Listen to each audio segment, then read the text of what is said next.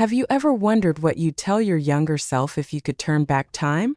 What secrets would you whisper to avoid the aches, the fog, the slow fade of a life once bursting with energy? For me, that question haunts me every single day now at 73. My name's Evelyn Harper, and I'm not here to preach or bore you with some rosy tale of aging gracefully. No, I'm here to peel back the layers of a life I thought I'd mastered until my body and mind started slipping through my fingers like sand. And if I'd known then what I know now about 6 little secrets hidden in something as humble as peas, maybe I wouldn't be sitting here wishing for a do-over. Let me take you back to where it all began, or at least where I thought I had it all figured out. Picture this. It's 1978, and I'm 26 years old, standing in the middle of a sprawling Nebraska farm I'd inherited from my granddad. The air smells like fresh-cut hay and earth after a summer rain. My hands are rough from pulling weeds, my cheeks flushed from the sun, and I'm invincible, or so I think. Back then, I'd spend my mornings hauling buckets of tomatoes and corn, my afternoons flipping through dusty cookbooks I'd collected from thrift stores across the Midwest. I loved those books' cracked spines, yellowed pages, scribbled notes from strangers who'd loved them before me. They were my treasure. My little rebellion against a world that said women like me belonged in an office, not a field. Food was my language.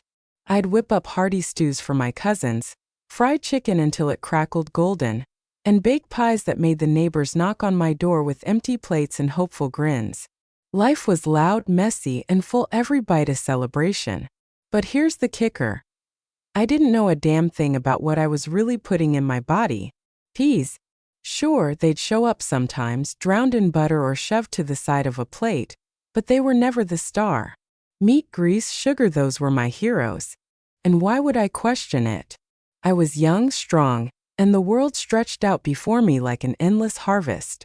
Fast forward to today, and that farm's long gone, sold off in the 90s when bills piled up faster than I could count. The cookbooks. They're still with me, stacked on a sagging shelf in my little apartment in Omaha. But the Evelyn who danced through those fields? She's a ghost now.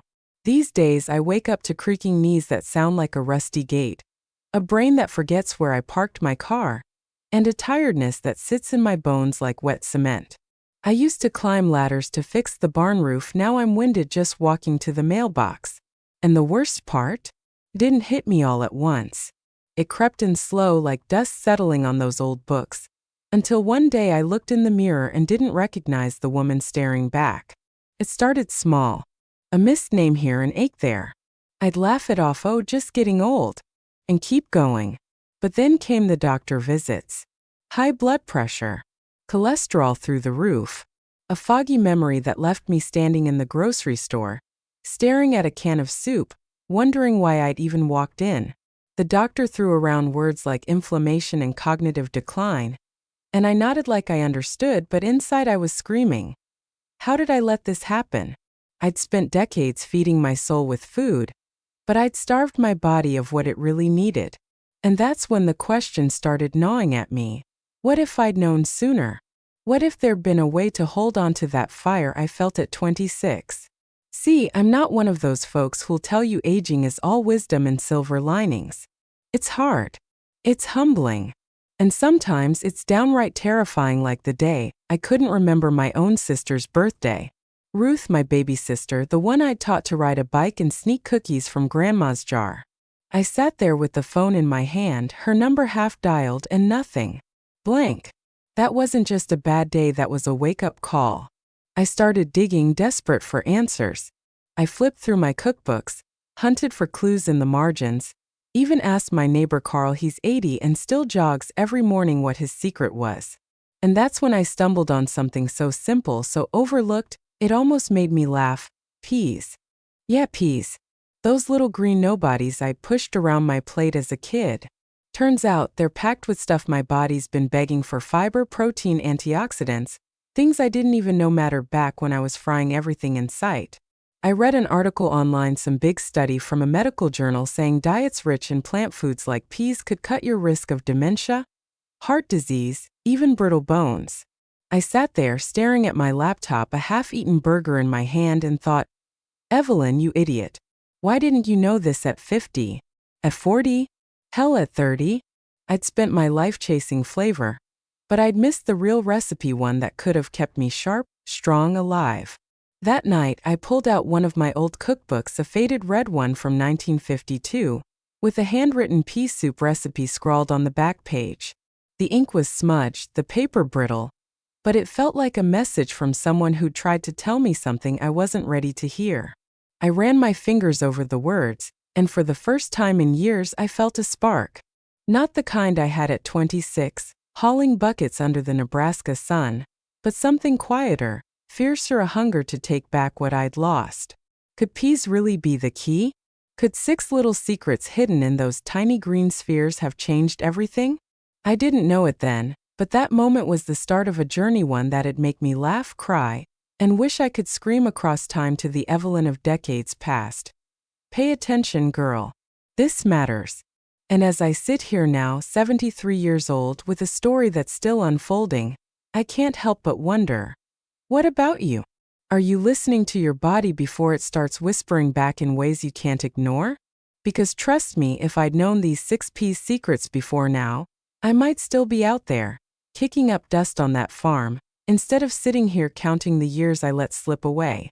So there I was, 73 years old, hunched over that faded red cookbook with its smudged pea soup recipe, feeling like I just unearthed a treasure map to a life I'd let slip away. The Evelyn of my 20s would have laughed. Peas? Really? The girl who'd wrestle a tractor tire back onto its axle, and then fry up a mountain of bacon for supper, didn't have time for something as quiet as peas. But the Evelyn of today? She's desperate. Desperate to feel alive again, to shake off the fog in my head and the ache in my joints. And if peas were the key, then damn it, I was going to figure them out, even if it meant turning my tiny Omaha apartment into a battlefield of pots, pans, and a whole lot of regret. Let's rewind for a second though, because you can't understand where I'm going without seeing where I've been. Back in my 40s and 50s, I was still riding high on that invincible wave from my farm days. I traded the fields for a job at a diner in town, slinging plates of hash browns and gravy, flirting with truckers for bigger tips, living off coffee and adrenaline. Food was still my love language, but it had morphed into something else. Comfort. After long shifts, I'd come home and drown my exhaustion in burgers dripping with cheese, fries so greasy they'd leave stains on my jeans, and pies I'd bake just to smell that sweet nostalgia of Grandma's kitchen. Peas.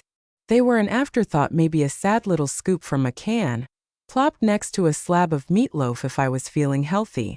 I didn't know then that every bite was a choice and I was choosing wrong. The signs were there, of course, but I ignored them. By my 50s, my knees started groaning like an old porch swing.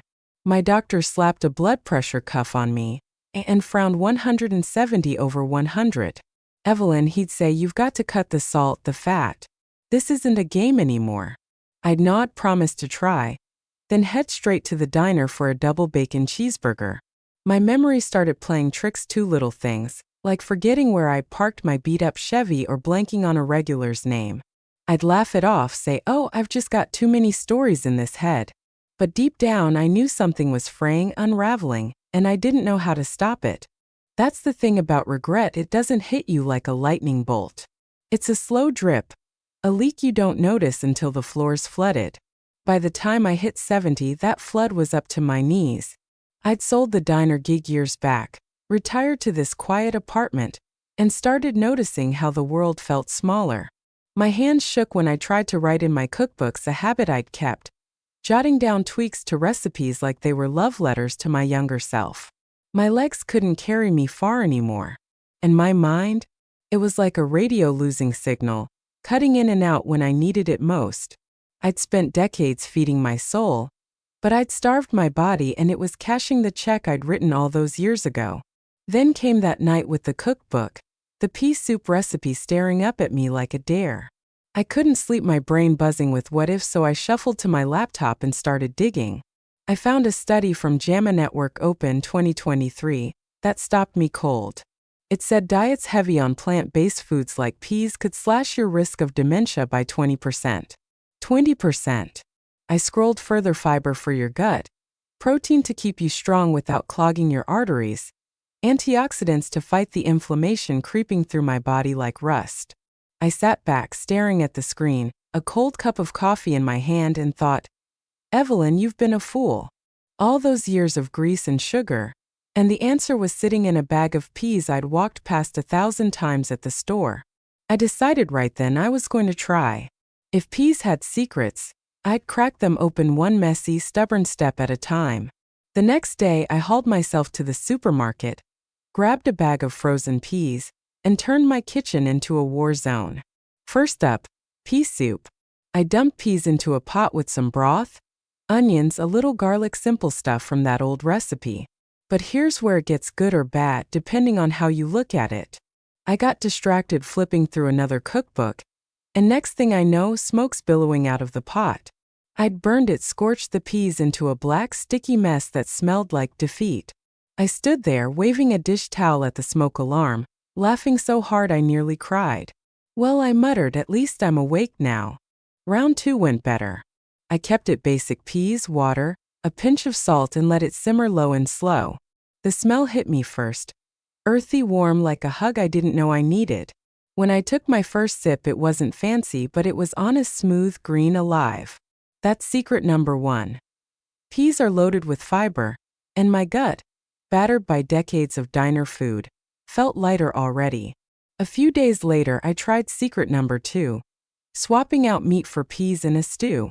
I'd read they've got plant protein enough to keep your muscles from wasting away without the cholesterol bomb of a burger. I tossed them into a pot with carrots and potatoes, and the result? Hearty, filling like the stews I used to make on the farm, but kinder to my heart. Then came secret number 3, antioxidants. I found out peas have these little warriors, lutein, zeaxanthin, that fight the inflammation messing with my brain and joints. I started throwing handfuls into salads, mashing them into dips, even sneaking them into pancakes just to see what'd happen. Spoiler, they were weirdly good. And here's the wild part: one started feeling something shift. Not a miracle, not yet, but a flicker. My head felt less cloudy, my steps a little steadier. Was it the peas? Was it hope?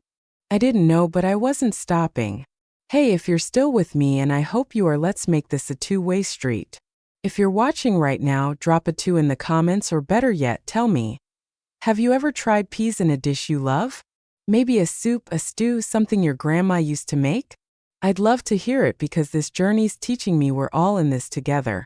Fumbling through our kitchens and our lives, looking for a way to hold on to what matters. That burned soup, that first shaky victory, they lit a fire in me I hadn't felt in years. But the real test was still coming. Because as much as those 3 secrets were waking me up, there was a moment on the horizon that'd rip me open and show me just how much I'd lost and how much I still had to fight for. I didn't know it yet, but peas weren't just food anymore. They were a lifeline, and I was only halfway to understanding why. You ever have one of those moments where the world stops, and all you can hear is your own heartbeat pounding in your ears? For me, that moment came on a rainy Saturday in October, just a few weeks after I'd started messing around with peas in my kitchen. I'd been feeling flickers of something, energy, clarity, like tiny sparks in a fire that had gone cold years ago. The soups, the stews, the mashed-up experiments, they were waking me up bit by bit. I'd even started scribbling notes again in my cookbooks, my shaky hand steadier as I wrote things like peas plus garlic equals gold, or don't burn the damn pot this time. It wasn't much, but it was mine. And then in a single breath, it all came crashing down. My daughter, Sarah, had driven up from Lincoln with her kids, my grandbabies, Lily and Max, for a rare visit. I'd been buzzing all week, planning a big family lunch. I decided to show off my new obsession. A pea stew thick with carrots and herbs, simmering on the stove like a promise. The apartment smelled warm and green, and for once, I felt like I was pulling pieces of the old Evelyn back together. The kids burst through the door, all giggles and muddy shoes, and Sarah hugged me tight, whispering, "You look good, Mom." I smiled, thinking maybe I was finally onto something, maybe these peas were more than just a hunch. We sat down around my rickety kitchen table, the one I'd hauled from the farm all those years ago. Lily, my little spitfire with her pigtails, was chattering about school, and Max was sneaking peas off his plate to toss at the cat. It was chaos, the best kind, and I was soaking it in until Sarah turned to me and said, "Hey Mom, remember when Lily was born? You were so excited you drove all night to get there." I laughed, nodded, and opened my mouth to say something clever. But nothing came out. I froze, my spoon halfway to my lips because I couldn't remember it. Not her birth, not the drive, not the moment I first held her. My mind was a blank page, and all I could see was Lily's tiny face staring at me now, waiting for a story I couldn't find. "Mom," Sarah's voice cut through the silence, sharp with worry. I tried to laugh it off, mumbled something about getting old, but my chest was tightening, my hands trembling. Lily piped up, "Grandma, what's my middle name?" It was a game we played 100 times, she'd ask, I'd tease. Then say, "Rose, just like the flowers you love." But this time I stared at her, my sweet girl, and drew a complete blank. The room spun. I pushed my chair back, muttering an excuse about checking the stove, and stumbled to the kitchen sink. I gripped the counter, tears burning my eyes, and whispered to myself, "What the hell is happening to me?" That was the moment I broke. Not the creaky knees or the high blood pressure or the foggy days I'd laughed off this. Forgetting my granddaughter's name, losing a piece of her I'd sworn I'd always carry. I stood there, rain tapping the window, the stew bubbling behind me, and felt like I'd lost everything, not just my memory, but the woman I'd been, the one who'd fought through storms and built a life with her bare hands. I'd spent decades ignoring my body, and now it was slipping away, taking my mind with it. And for what? A lifetime of burgers and fries? I wanted to scream, to shake the Evelyn of 40 and yell, "Wake up, you fool! You're throwing it all away." But here's the thing about breaking. Sometimes it's where you find the strength to start again. That night, after Sarah and the kids left, after I'd faked a smile and promised I was fine, I sat down with my laptop and those cookbooks and dug deeper than ever. I wasn't just tinkering anymore, I was fighting. I found more about peas, stuff I'd skimmed before but hadn't really heard. Secret number 4. They're packed with calcium and vitamin K, things my brittle bones were crying for. The World Health Organization had stats on how diets rich in these nutrients cut fracture risks in seniors. I could have used that at 60 when I started wincing every time I stood up. Then came secret number 5, tryptophan. Yeah, the stuff in turkey that makes you sleepy after Thanksgiving, but peas have it too. I've been tossing and turning for years, waking up feeling like I'd run a marathon in my dreams. A little research, some article from a sleep study said tryptophan helps your brain make serotonin, calming you down, lulling you to rest. I started blending peas into a nighttime mash with a drizzle of honey, and let me tell you, the first time I slept 7 hours straight, I woke up thinking I'd won the lottery. And secret number 6? Folate. I found a piece from Ensure Gold's nutrition guide, folate for brain health, for keeping your neurons firing right. That JAMA study I'd read before backed it up. Low folate levels mess with your memory, speed up cognitive decline. I've been starving my brain while I stuffed my face with junk, but peas? They were like little green lifelines, stitching me back together one bite at a time. I threw them into everything: soups, salads, even a weird pea bread I baked from a 1940s recipe I found in my collection. It wasn't pretty, but it was mine. Days turned into weeks and something started shifting. My knees still creaked, but I could walk to the corner store without gasping. My sleep wasn't perfect, but I'd wake up feeling human again. And my mind, it wasn't a miracle fix, but the fog was thinning. I'd sit with my cookbooks every night, writing in them like they were a diary, a conversation with the Evelyn I'd lost. Pea stew, less salt, I'd scribble. Lily loves the mashed ones. I started calling it my food journal, a lifeline to hold on to what mattered. And one morning, out of nowhere, I remembered Lily's birth, driving through the dark, the hospital lights, her tiny fingers in mine. I cried so hard I laughed, clutching that red cookbook like it had saved me. I wasn't back, not the Evelyn of the farm. Not yet, but I was here, fighting, feeling the pulse of a life I'd almost let go. Those 6 secrets: fiber, protein, antioxidants, calcium, tryptophan, folate, they weren't just science. They were hope, wrapped in a humble little pea I'd ignored for 73 years. And as I sat there, rain still tapping the window, I realized this wasn't the end of my story. It was the middle, the messy, beautiful middle, and I had more to give, more to find if I could just keep going. There's a kind of quiet that settles in after a storm, not the eerie kind, but the kind that feels like the world's taking a deep breath with you. That's where I found myself a few months after that rainy night when I'd broken down at my kitchen sink, staring at a life I thought I'd lost. I was 73, battered by time and my own choices, but those little green peas, those 6 secrets I'd stumbled into, had started pulling me back from the edge. I wasn't the Evelyn who'd hauled buckets across a Nebraska farm at 26, but I wasn't the ghost I'd been at 70 either. I was something new, something stubborn, and for the first time in years I felt like I was growing again, not just surviving but living. It didn't happen overnight. Revival's not a Hollywood montage with swelling music and a quick fix. It's messy, slow, and sometimes it tastes like overcooked peas. Trust me, I've had my share of kitchen disasters since that first burned soup. But every day, I leaned harder into those 6 secrets I'd uncovered, piecing myself back together bite by bite. Secret 1. The fiber that kept my gut humming, flushing out decades of diner grease. Secret 2. The plant protein that fed my muscles without weighing down my heart. Secret 3. The antioxidants lutein and zeaxanthin battling the inflammation that had clouded my brain and stiffened my joints. Secret 4. Calcium and vitamin K, shoring up bones that had started to feel like dry twigs. Secret 5. Tryptophan coaxing me into sleep like a lullaby I'd forgotten. And Secret 6. Folate sparking my neurons, bringing back scraps of a mind I'd thought was gone. I turned my tiny apartment into a laboratory of hope. My cookbooks, those cracked, yellowed treasures I'd collected since the 70s, became my playbook. I'd sit at my wobbly kitchen table every night, scribbling in my food journal. Pea soup, more pepper next time. Mashed peas with honey, Max loves it. Pea bread's a winner if you don't overmix. It wasn't just recipes anymore, it was a map back to myself. And the more I cooked, the more I felt it. My knees didn't buckle as fast. My mornings weren't a slog, in my head. It wasn't razor sharp, but it was mine again. I'd catch myself humming old farm songs, the ones I'd belted out under the Nebraska sun, and smile. Small victories, sure, but they stacked up like bricks in a wall I was rebuilding. One morning I decided to test it.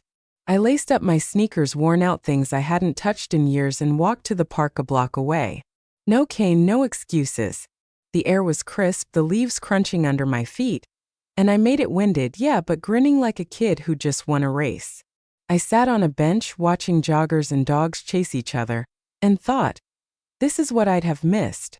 If I'd kept going down that road of burgers and fries, if I'd never found those peas, I wouldn't be here breathing this air, feeling this alive.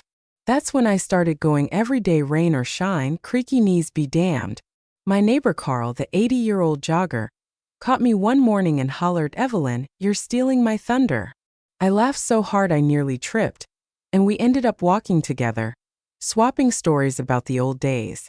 Then came the real proof, the kind that hits you in the chest and doesn't let go. Sarah brought the kids back for Thanksgiving, and this time I was ready. I'd spent days planning. A pea-stuffed casserole, a silky pea soup, even a weird pea and cranberry salad I dreamed up from a 1950s cookbook. The apartment smelled like a harvest, warm and full, and when they walked in, Lily ran straight to me, shouting, "Grandma, did you make the green stuff again?" I scooped her up, kissed her forehead, and said, "You bet." Lily Rose.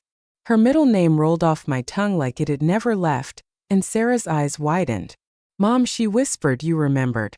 I nodded, tears prickling, and we hugged right there in the doorway, Max tugging at my apron, begging for a taste. That meal was chaos: spilled soup, Lily sneaking peas to the cat again, Max declaring the casserole gross until he ate 3 helpings, but it was perfect. I sat back, watching them, and felt something I hadn't in years: whole.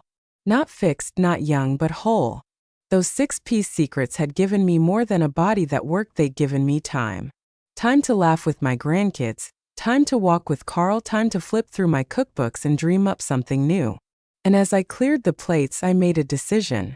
I pulled my collection, dozens of those old books, some crumbling at the edges, and handed them to Sarah. "For Lily and Max," I said. "Teach them what I didn't know." She hugged me, promising they'd cook from them someday, and I felt like I'd passed on more than paper. I'd passed on a second chance. Now here I am, 73 and counting, sitting at that same rickety table with a bowl of pea soup in front of me.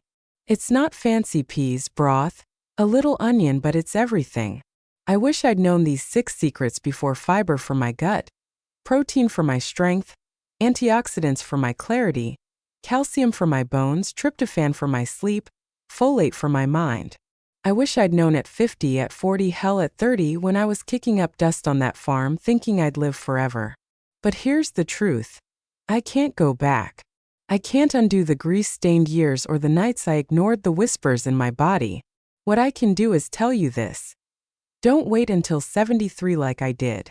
Don't wait until your knees groan or your mind blanks or your grandkids look at you, waiting for a story you can't find. You've still got time I'd kill for, and it's sitting right there in something as simple as peas. So here's my challenge to you. Try it. Tonight, tomorrow, whenever, just grab some peas and make something. A soup, a stew, a mash, anything. Taste what I missed for too long, and then come back here and tell me about it. Drop a comment below, tell me what you made, how it felt, or even just where you're watching from. Because if there's one thing I've learned at 73, it's that we're all in this together, stumbling, cooking, fighting for the years we've got left. And if a stubborn old fool like me can find a way back, you can too. I wish I'd known these 6 P's secrets sooner, but you? You don't have to wait. Start now and let's see where this harvest takes us.